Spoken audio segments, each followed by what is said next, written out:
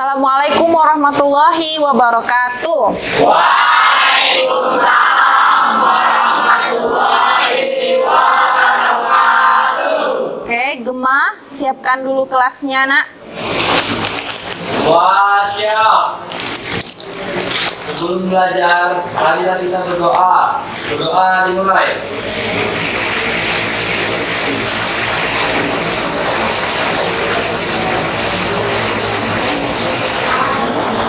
Doa selesai. Ucapkan salam kepada ibu guru.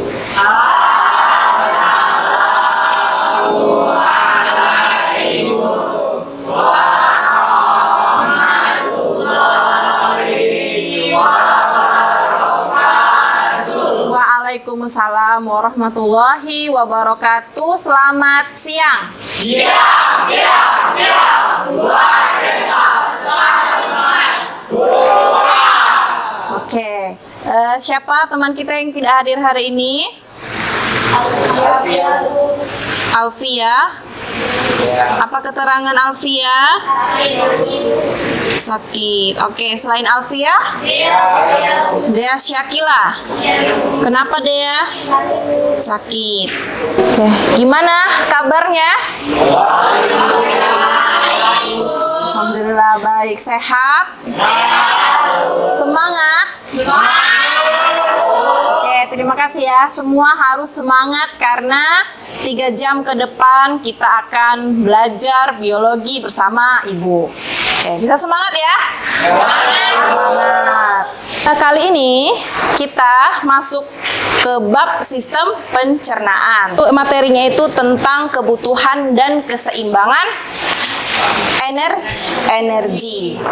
Sebelum kita masuk materi tentang kebutuhan dan keseimbangan energi, kita harus paham dulu materi sebelumnya di bab sistem pencernaan, yaitu tentang zat-zat makanan. Apa itu zat-zat makanan? Siapa yang bisa kasih contoh sama Ibu, contoh zat makanan? Boleh, Apiat? Karbohidrat. Oke, bagus. Protein. Oke, karbohidrat, protein. Adakah zat makanan yang lain selain karbohidrat dan protein? Vitamin. Bagus, Selki. Ada lagi, coba? Bilkis? Mineral. Boleh. Ada lagi, Cynthia? Kalsium. Lemak atau lipid. Oke, boleh, Keisha. Jadi zat-zat makanan yang kalian sebutkan tadi adalah benar semua. Ada karbohidrat, protein, vitamin, mineral, lemak, dan lipid. Ada satu lagi, Nak, zat yang tertinggal yang belum disebutkan. Kira-kira ada yang tahu tidak? Fungsinya zat ini untuk pelarut makanan di dalam tubuh, ya Bilkis? Asam lambung. Asam lambung itu enzim untuk pencernaan makanan. Kalau ini melarutkan. Apa segala sesuatu yang bisa kita larutkan? Dengan apa? Dengan apa, Dirga? Benar. Tangan buat Dirga. Oke. Air ya, air juga salah satu zat makanan yang sangat penting. Kalau nggak ada air, Nak, segala sesuatu yang kita makan tidak bisa diproses di dalam tubuh karena air merupakan komponen utama juga di dalam sistem pencernaan. Oke. Nah, karena tadi kalian sudah menyebutkan apa-apa saja zat makanan, sudah paham tentang zat makanan, barulah kita bisa masuk ke materi kita hari ini, yaitu kebutuhan dan keseimbangan energi. Oke, Ibu tanya dulu sama Yuga. Sudahkah Yuga makan siang hari ini? Ya, Bu. Sudah? Boleh tahu apa lauk Yuga tadi? Mie ayam? Oke, mie ayam. Yuga makan mie ayam. Yuga tahu nggak apa aja zat-zat makanan yang terdapat di dalam satu mangkok mie ayam? Lemak. Lemak. Dari mana lemaknya? Dari ayam Bu. Dari ayam boleh. Terus Karbohidrat. karbohidratnya dari mana? Dari mie Bu. Dari mie, benar. Apalagi? Protein Bu. Proteinnya dari mana? Dari ayam Bu. Dari ayamnya, tepat sekali. Ada lagi? Vitamin mungkin? Vitamin Bu. Ada, dari mana? Dari sayur. Dari sawinya ya? Oke, benar.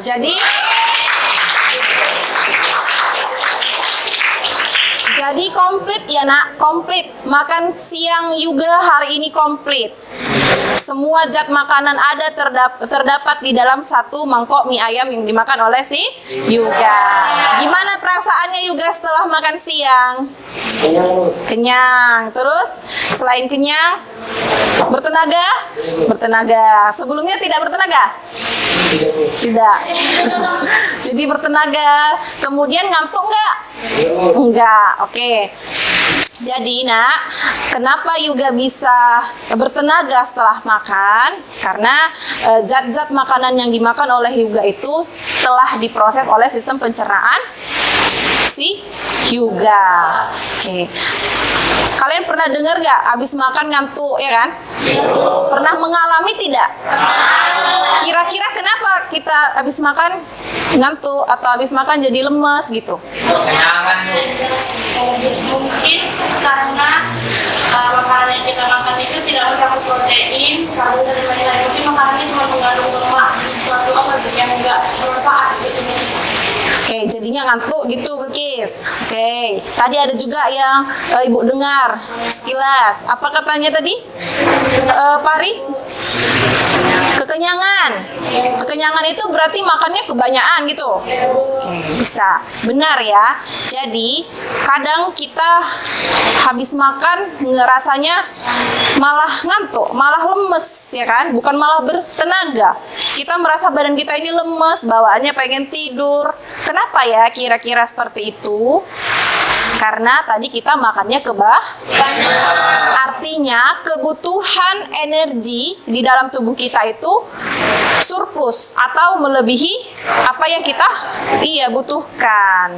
Yang kita butuhkan misalnya 1 piring nasi dengan segala lauk pauknya. Kira-kira misalnya 1.500 kilokalori yang kita butuhkan. Kita nambah 2 kali. Jadi kalorinya 3.000 kalori. Yang ada malah kita jadi ngantuk, ya kan? Ngantuk dan lemas. Itu artinya kebutuhan energi kita sudah melampaui batas. Sehingga membuat keseimbangan energi menjadi tidak seimbang. Apa akibatnya kalau setiap makannya berlebihan? Apa akibatnya? Obesitas atau kelebihan. Obesitas terjadi karena kebutuhan dan keseimbangan energi itu diambang kapasitas. Ya, jadi kita harus tahu nih, berat badan saya segini dengan aktivitas fisik saya yang seperti ini, saya membutuhkan kalori yang sekian. Tidak boleh kurang dan seharusnya tidak boleh lebih. Supaya proses fisiologis tubuh kita berjalan dengan baik. Apa aja proses fisiologis itu? Seperti berjalan, berbicara, belajar, bahkan istirahat.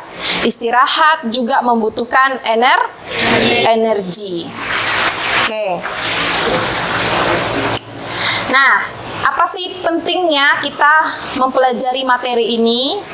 Bisa lihat di depan ya semuanya. Jadi ketika kita sudah paham tentang materi kebutuhan dan keseimbangan energi, berarti kita bisa nih, kita punya cara untuk menjaga kesehatan tubuh. Karena kita bisa paham bagaimana memanfaatkan, menggunakan energi yang kita makan setiap hari. Nah, selain kita memahami bagaimana energi didapatkan dan digunakan, kita juga bisa mengelola asupan makan kita sehari-hari. Gunanya untuk apa? Menjaga berat badan, kekurangan ataupun kelebihan.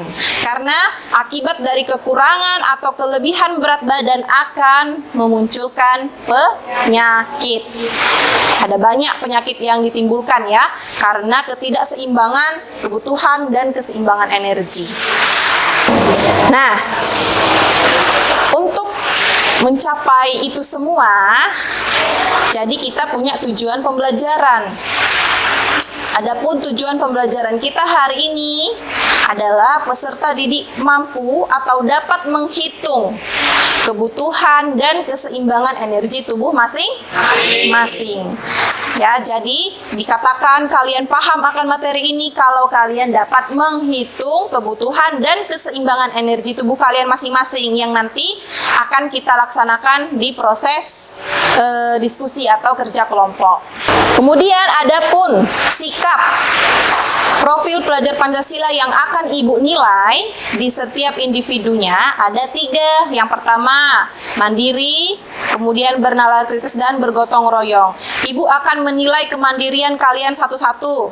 Walaupun kita bekerja secara kelompok, berdiskusi secara kelompok, Ibu tetap menilai pribadi kalian satu-satu. Ya, mandiri nggak Selki menghitung kebutuhan dan keseimbangan energinya, bernalar kritis nggak mencari data-data berdasarkan fakta dan referensi yang benar, kemudian mau tidak bekerja sama di dalam kelompok, bergotong royong di dalam kelompok, mau tidak membantu teman-teman satu kelompok. Nah, seperti itu. Paham ya? Jadi, Nak, sebelum kita masuk ke materi inti kita, sebelumnya kita akan melaksanakan kegiatan literasi. Ya, Ibu ingatkan lagi 2 hari yang lalu Ibu sudah men-sharekan buku online ya. Buku online yang berjudul Piring Bahagia C dan B. Ya, Ibu yakin kalian sudah membaca buku tersebut secara keseluruhan. Nah, sekarang kita baca lagi terutama di bab 3. Ya, bab 3 judulnya Anak Singkong yang Tak Pernah Tahu Rasa Keju. Nanti kalian lihat sendiri ada di halaman 55 sampai 70. Oke, jadi Nak, setiap orang membawa handphone kan? Setiap orang Ibu kasih kesempatan untuk membaca dan waktu literasinya 15 menit. Cukup 15 menit ya.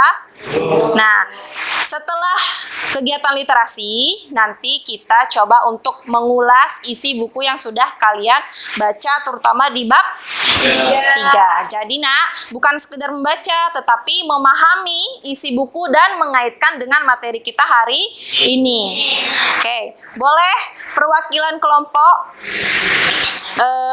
bagikan handphonenya kepada teman-teman kelompoknya. Sudah ketemu halamannya semua?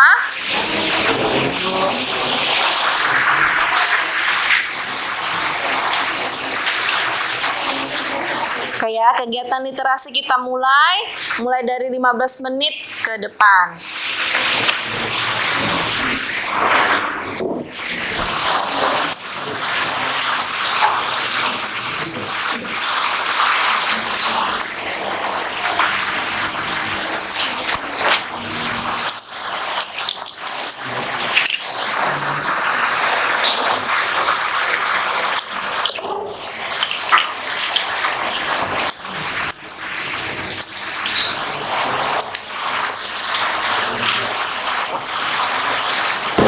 Sudah selesai semua membacanya?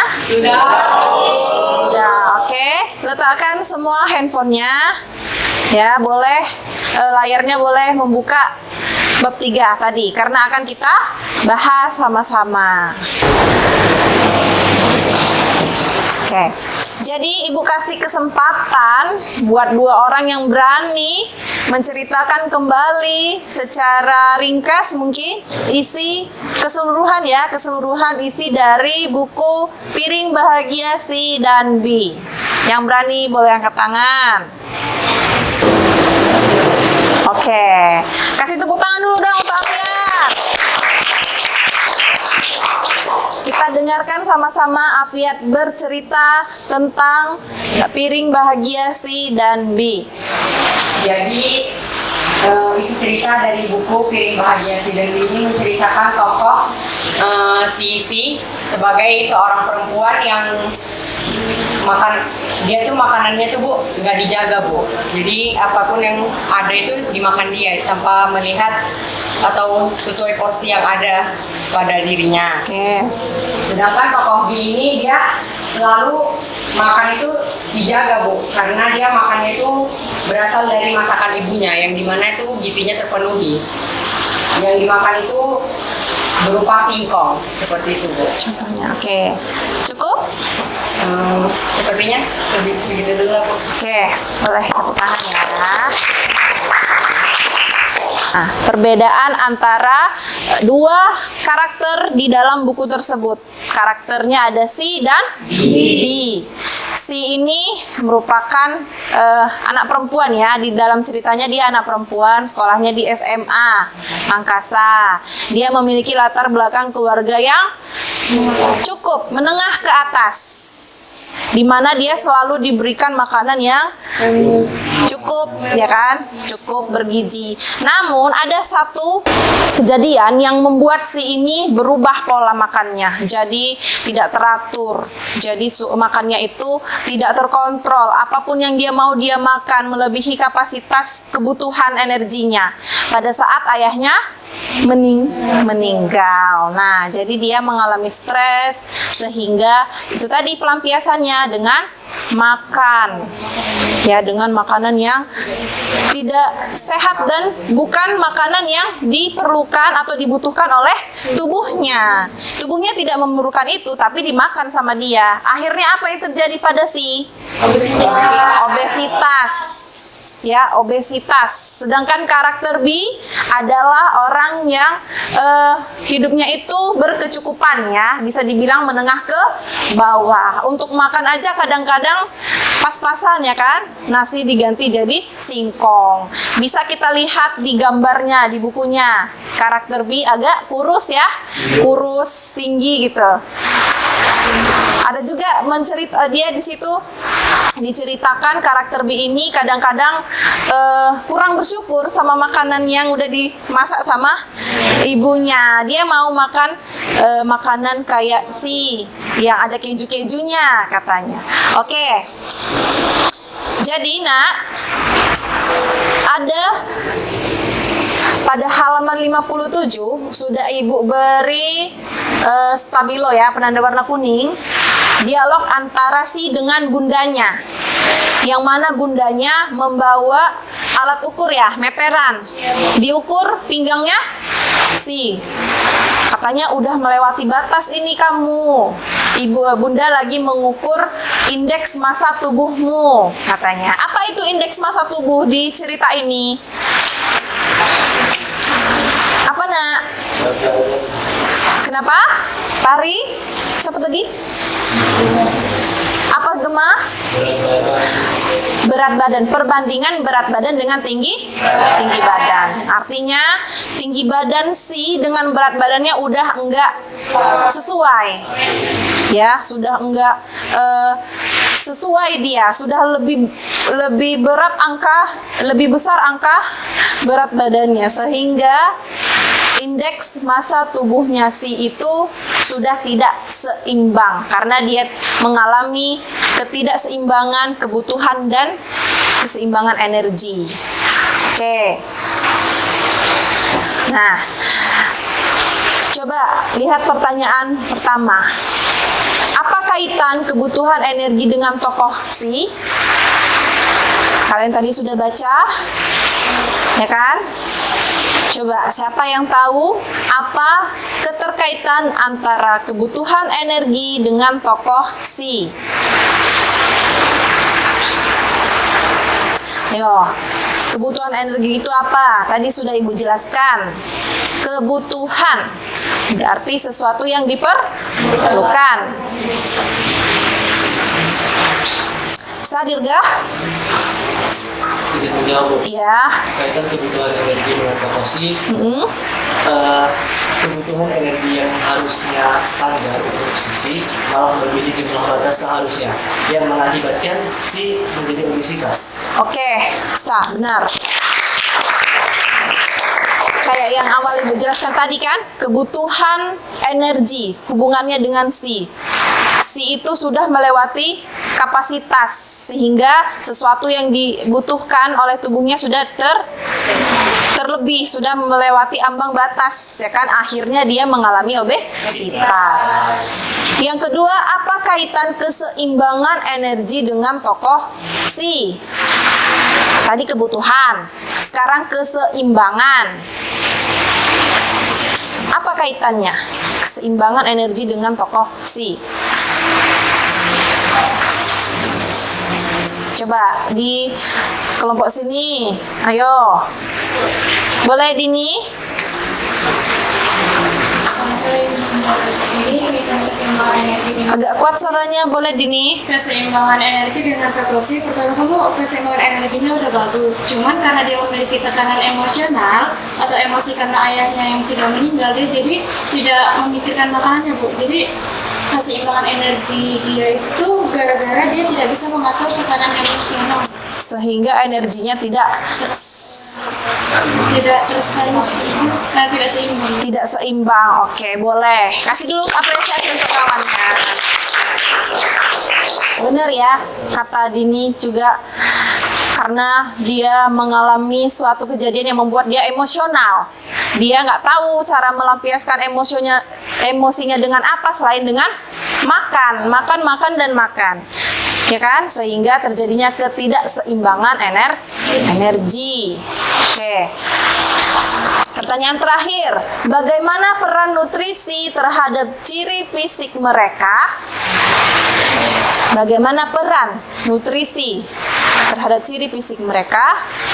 Umi mau jawab? Oke, Umi. Nutrisi berperan penting dalam perkembangan fisik. Ya, Kondisi wajah yang lahir sumbing dan juga operasi disebabkan kekurangan asam laktat. asam Asam laktat. folat. Oke, berarti Umi dia bacanya memang keseluruhan dia ya. Ada satu cerita yang kita terlewatkan. Boleh kasih tepuk tangan dulu untuk Umi.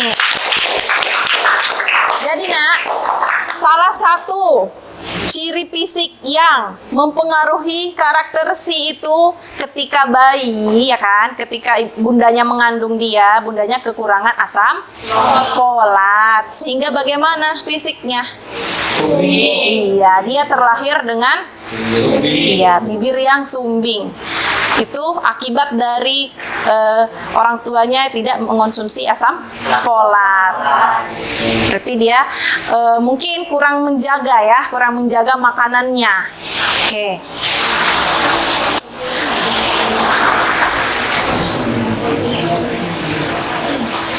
Nah, berarti nak,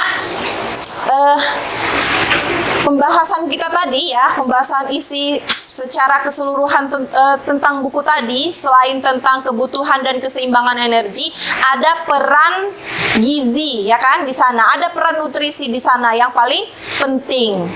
Apabila gizi tidak seimbang, artinya apabila kekurangan gizi, maka karakternya seperti si B. Kalau kelebihan pun juga nggak bagus, karakternya seperti C. Oke, coba kita perhatikan dulu video berikut ini. Video ini membahas tentang gizi seimbang. Makan pagi dan sebelum tidur. Yang ketujuh, hindari merokok dan minum minuman beralkohol. Dan yang terakhir, lakukan kegiatan fisik serta olahraga yang teratur. Nah, makanan yang kita makan dianjurkan adalah makanan yang beragam ya teman-teman. Setiap kali makan terdiri dari makanan pokok, sayuran, lauk pauk, buah-buahan, dan juga air. Porsi makanan dalam piring dibagi menjadi 2 bagian, seperti isi piringku berikut ini. 1/3 untuk makanan pokok, 1/3 untuk sayuran, dan 1/3 terdiri dari lauk pauk dan buah-buahan.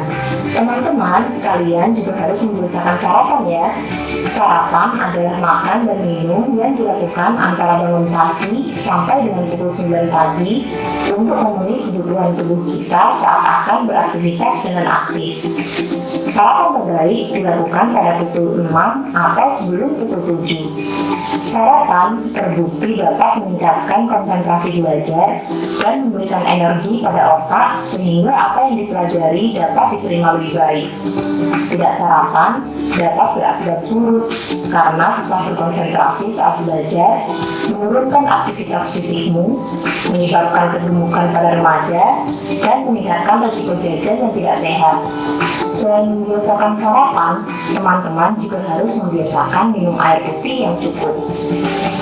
Air putih sangat diperlukan untuk proses pertumbuhan dan perkembangan kalian. Untuk itu, keseimbangan air dalam tubuh kita perlu diperhatikan dengan cara mengatur jumlah masukan atau keluaran air yang seimbang. Kita sangat dianjurkan untuk minum air putih sebanyak 7-8 gelas per hari. Lalu, bagaimana cara melihat kita kurang minum air putih atau tidak? Bisa kamu cek melalui gambar berikut ini nih. Bandingkan warna urin atau air kencing kamu saat ke toilet atau ke kamar mandi tadi dengan warna yang ada pada gambar ini. Kira-kira kamu sudah cukup minum air putih kah hari ini? Selanjutnya, yang harus kita perhatikan adalah kebiasaan jajan kita. Kamu pasti suka jajan kan? Ingat ya, tidak semua makanan yang warna dan penampilannya menarik serta enak itu sehat. Pilihlah makanan yang terbungkus atau disimpan di tempat tertutup sehingga bebas dari debu, lalat, kecoa, dan tikus penyebab penyakit diare, tifus, dan hepatitis. Pilihlah makanan yang tidak mengandung pengawet, pewarna, penyedap, pemanis buatan, dan pengenyal agar terhindar dari bahaya keracunan bahan-bahan kimia. Nah, itu tadi teman-teman penjelasan tentang makanan apa saja yang baik untuk kita konsumsi. Ingat ya teman-teman tentang menu gizi seimbang dan isi piringku agar semua kebutuhan tubuh kita terpenuhi. Oke, sekian dari kami. Nantikan video selanjutnya ya teman-teman. Jaga pola makan dan jaga kesehatan kita. Sampai jumpa lagi. Dah. Oke ya, kita tadi sudah menonton video tentang gizi seimbang. Gizi seimbang sebaiknya diisi piringku, isi piring kita 1/3 adalah makanan pokok. Makanan pokok ada nasi, ada ubi, ada jagung, kentang, ketela, ya kan? 1/3 lagi sayur. Jadi seimbang ya, antara nasi dengan sayur itu sama. Kemudian 1/3 sisanya adalah lauk dan lauk dan buah-buahan. Jadi jangan salah lagi ya, jangan kebanyakan nasi daripada sayurnya seuprit, kecil, lauknya sedikit. Jadi harus seimbang, antara nasi dengan sayur seimbang. Kemudian buah dengan lauk juga seimbang. Oke, kenapa harus seimbang? Supaya supaya kita gizinya tercukupi, kebutuhan dan keseimbangan energi kita terpenuhi. Oke, jadi nak, sebelum ibu memberikan lembar kerja, ya, Bu menjelaskan sedikit tentang materi supaya kalian bisa mengisi lembar kerja ini, ya. Nanti kalian harus paham dulu apa itu angka metabolisme basal. Jadi kalian nanti kan mencari kebutuhan energi kalian. Untuk mencari kebutuhan energi harus mengetahui AMB, angka metabolisme basal. Di situ udah di buku juga ada ya, di depan juga ada rumus untuk menghitung AMB. Rumusnya ada di tabel berdasarkan umur, jenis dan jenis kelamin dan berat badan. Kalian berkisar antara berapa nih? 16 ya? 17? 16 sampai 17 tahun ya? Berarti tabel kolom ke-3. Yang ini laki-laki, yang ini perempuan. Nah, bisa kan cara membaca tabel? Bisa? Jadi misalnya kita mau cari AMB-nya Elsa. Elsa umurnya 16, berarti kolom ketiga nih. 12,2 dikalikan berat badan Elsa berapa? 12,2 kali 52 ditambah 746. Maka hasilnya adalah itu adalah angka dari AMB-nya Elsa. Nah, angkanya itu untuk apa, Bu? Angkanya itu adalah untuk mengetahui berapa minimal energi yang harus dihabiskan Elsa per harinya.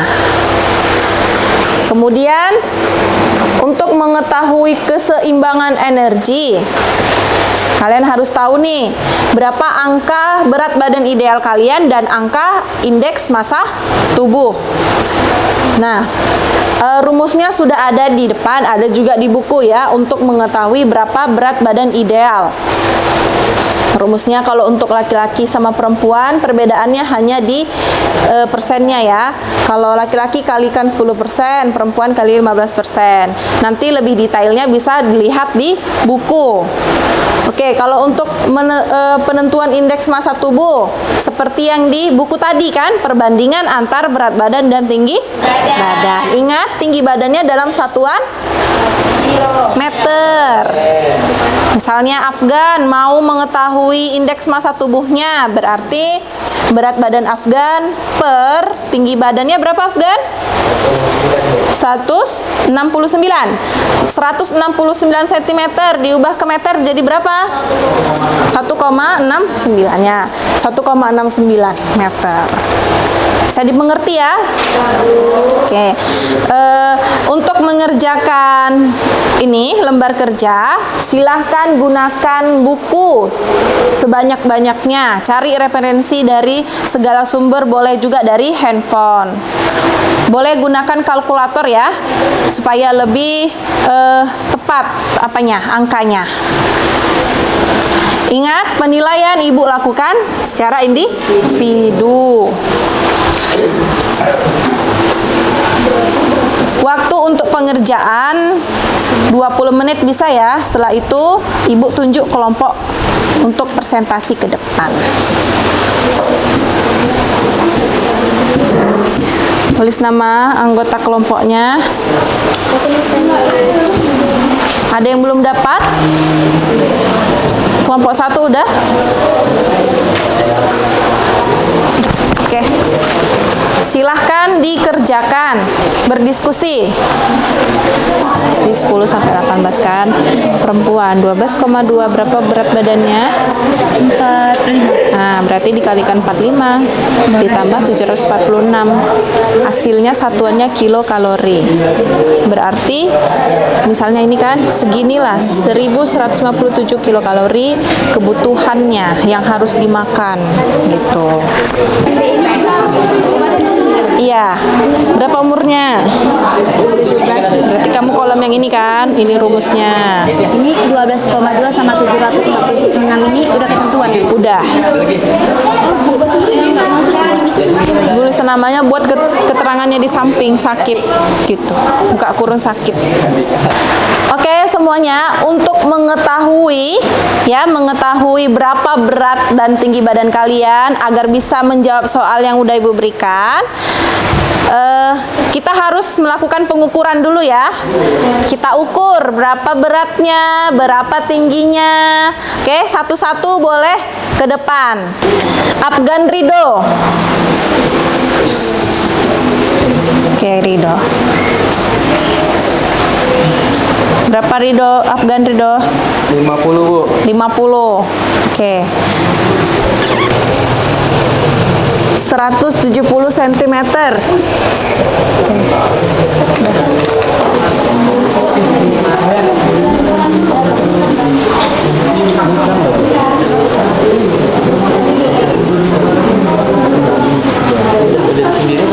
Berat badan ideal itu kan ada rumusnya. Mana? Rumus berat badan ideal. Ya kan? Tinggi badan dikurang 100. Kemudian yang di sebelah sini dikurang 10%. Yang ikut punya ibu aja lebih mudah. Coba buat di sele-sele kamu mana? Catat rumusnya. IMT tadi rumusnya apa? Coba mana buku sele-selenya? Berat badan per tinggi badan kuadrat, ya kan? Buat BB per TB pangkat 2. TB-nya pangkat 2. Berapa BB-nya? BB-nya 59. Sudah, tulis 59. Oke, semuanya sudah ada kelompok yang sudah selesai ya. 2 kelompok sudah selesai. Ibu mau kelompok 1 untuk mempresentasikan hasil diskusinya ke depan. Silakan kelompok 1. Assalamualaikum warahmatullahi wabarakatuh. Waalaikumsalam warahmatullahi wabarakatuh. Kami dari kelompok sehat ingin mempresentasikan hasil diskusi kami, yaitu tentang kebutuhan dan keseimbangan energi yang akan dibacakan oleh Alfian.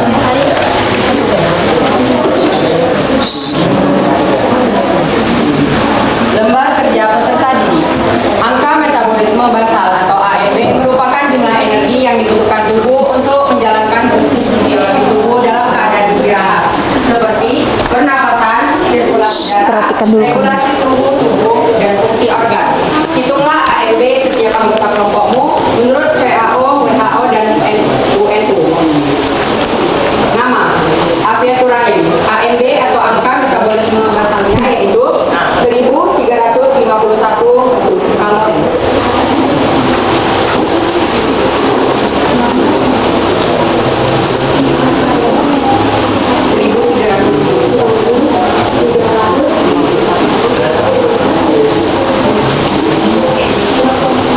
Yang kedua, Afgan Rido.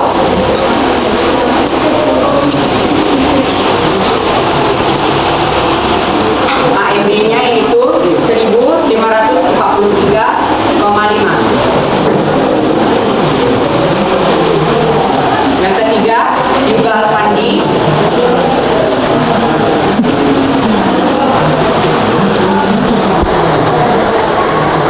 Angka metabolisme basalnya yaitu 2191. Elsa Harum.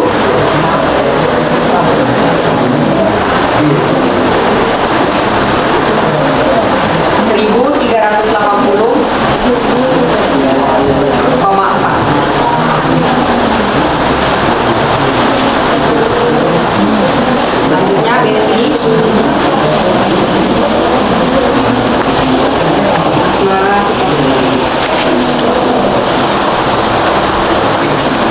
AMB-nya yaitu 1613,5.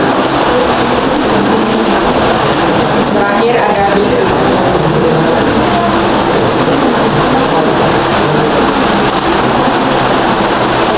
Dengan jumlah AMB 1661. Selanjutnya yaitu keseimbangan energi. Keseimbangan energi seseorang dapat dicapai jika makanan yang dikonsumsi dapat menghasilkan energi dalam jumlah yang sama dengan energi yang dikeluarkan. Tentukan berat badan ideal dan indeks massa tubuh setiap anggota kelompokmu untuk mengetahui keseimbangan energimu, yang akan dibacakan oleh Yuga Alfandi.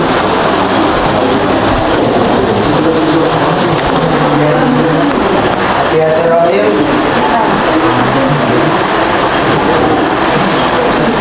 Berat badannya ideal 40 Kilogram. gram. Indeks massa tubuh 16,06. Kategorinya? Kategorinya kurus tingkat berat. Oke, kurus tingkat berat. Afgan Rido.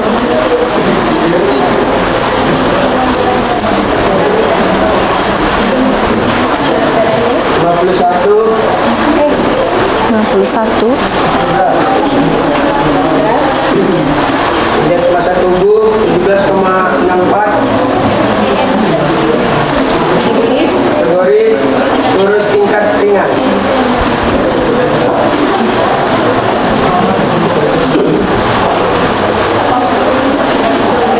Gal Pandi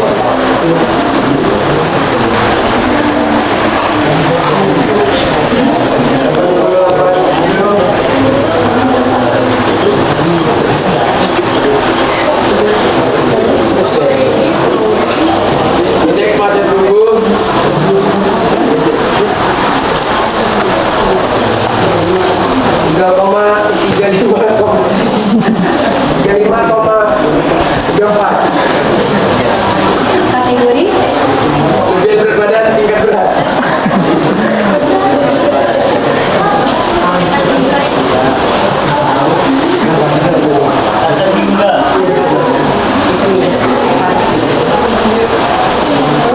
Inggris ini Parisi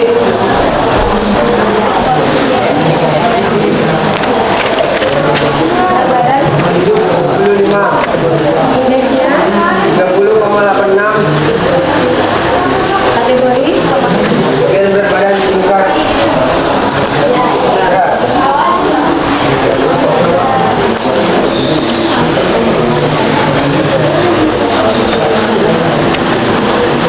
selanjutnya Desi Asmara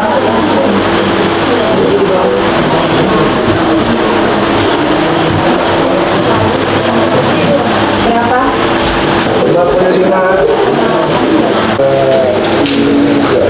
Baiklah, pembahasan kerja selanjutnya. Obesitas adalah keadaan akumulasi sel-sel lemak dalam tubuh yang berlebihan sehingga dapat mengganggu kesehatan. Bentuk tubuh obesitas tidak indah dan tentunya kurang nyaman ketika bergerak atau beraktivitas. Apa yang menyebabkannya? Seandainya Anda mengalami obesitas, bagaimana langkah-langkah solusinya? Jawabannya akan dijawab oleh ahli yang lain. Oke, yang pertama yaitu penyebab obesitas. Penyebab obesitas yang pertama diakibatkan oleh pola makan yang tidak seimbang, seperti konsumsi makanan tinggi kalori, lemak, dan gula secara berlebihan, terutama makanan olahan dan cepat saji. Yang kedua, kurang aktivitas fisik. Gaya hidup yang tidak aktif, seperti banyak duduk atau kurang berolahraga, menyebabkan kalori yang dikonsumsi tidak terbakar. Selanjutnya, ada faktor genetik, yaitu faktor keturunan dapat mempengaruhi cara tubuh menyimpan dan memproses lemak. Selanjutnya yaitu kurang tidur. Kurang tidur yang tidak cukup dapat mempengaruhi hormon yang mengatur nafsu makan dan metabolisme. Nah, apa solusinya? Yang pertama, mengubah pola makan. Pilih makanan yang bergizi dan berfokus pada makanan yang kaya serat seperti sayuran, buah-buahan, biji-bijian, serta protein rendah lemak atau ayam tanpa kulit dan ikan serta kacang-kacangan. Selanjutnya, kurangi gula dan lemak jenuh. Batasi makanan yang tinggi, minum tinggi gula, minuman manis, dan makanan yang tinggi lemak jenuh seperti makanan cepat saji atau gorengan. Yang terakhir yaitu makan dengan porsi teratur. Hindari kebiasaan makanan berlebihan dan biasakan makan dengan porsi kecil tapi lebih sering. Selanjutnya yaitu olahraga dan aktivitas fisik seperti latihan kardio, latihan kekuatan, dan yang terakhir aktivitas secara fisik.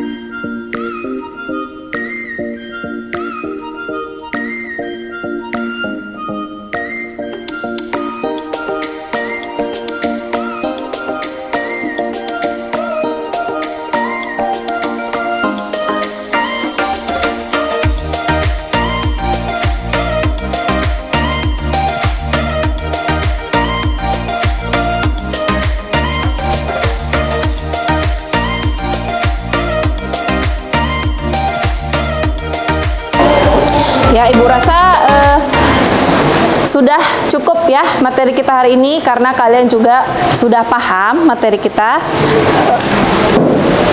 Terima kasih ya nak atas perhatiannya, atas kesempatannya. Kalian sudah mau dengan antusias dan berpartisipasi untuk mendengarkan pelajaran kita hari ini. Oke, beri tepuk tangan dulu untuk diri sendiri. Oke nak, untuk proses belajar kita ke depannya lebih baik lagi, ayo kita melakukan refleksi ya. Oke, bagaimana nak perasaannya selama proses belajar berlangsung tadi?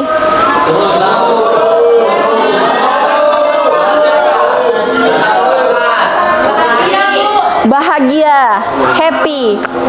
Oke, terima kasih ya, bahagia, happy. Karena proses belajar itu memang harus dari diri kita sendiri agar materi yang disampaikan oleh guru itu masuk ya kan, masuk ke diri kita dan bermanfaat untuk kita.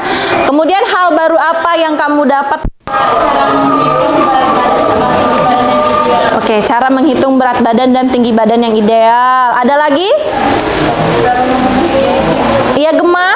Kita dapat mengetahui berat badan ideal kita dan juga mencukupi istirahat-istirahat yang cukup, sama dari gizi, menjaga pola makan agar tidak melebihi berat badan.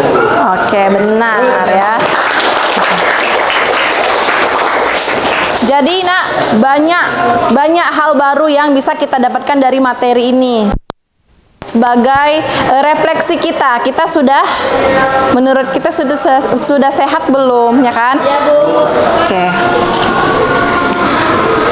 Nah, selanjutnya untuk pembelajaran selanjutnya, buku apa yang ingin kamu baca? Kamu boleh rekomendasi kepada ibu, biar ibu share lagi ke grup. Buku tentang apa yang ingin kamu baca? Tentang pelajaran apapun boleh. Boleh. Dan supaya kalian bisa dapat ilmu dari berbagai sumber. Dan kalian juga bisa belajar menyukai membaca ya, bisa membiasakan diri untuk membaca. Oke, yang terakhir, apa harapan kamu untuk pembelajar selanjutnya agar lebih baik? Gimana nak maunya supaya pembelajaran kita jadi lebih baik? Sering berkelompok, Bu. Sering berkelompok? Oke, boleh. Ice breaking, ya. Games ya, games. Oke. Memperbanyak.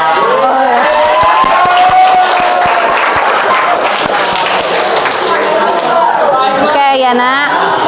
Terima kasih atas masukannya ya. Oke, baik nak. Sekian pembelajaran kita pada hari ini. Untuk pertemuan selanjutnya, Ibu harapkan kalian belajar tentang gangguan pada sistem pencernaan. Ya, jangan lupa dibaca dulu bukunya di rumah. Untuk pertemuan selanjutnya kita bahas tentang gangguan pada sistem pencernaan. Oke, terima kasih atas perhatiannya. Ibu ucapkan assalamualaikum warahmatullahi wabarakatuh.